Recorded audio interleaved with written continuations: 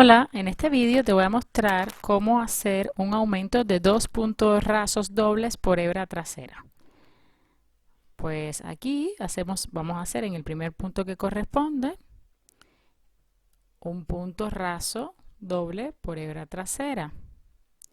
Ya tenemos el primero. Pues para hacer el aumento lo que hacemos es que en ese mismo punto hacemos otro más.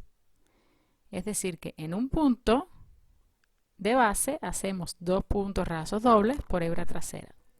Y ahí pues ya nos queda un aumento de 2 puntos rasos dobles por hebra trasera. En este caso hicimos el aumento al principio de la hilera. Vamos a continuar haciendo puntos rasos dobles y aquí ves, pues ya vas viendo al principio que se ve ahí que hay un aumento. A mí me gusta siempre poner marcadores para no perder ningún punto.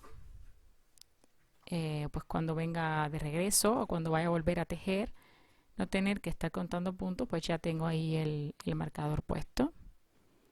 Y ahí pues ya ves que tienes el aumento. Vamos a seguir entonces pues haciendo puntos.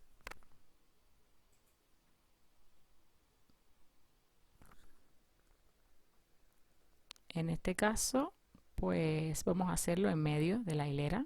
También puedes hacer un aumento al final de la hilera. Lo más importante es que hagas 2 puntos en el mismo punto de base. Bueno, espero que te haya gustado el vídeo y que te haya servido.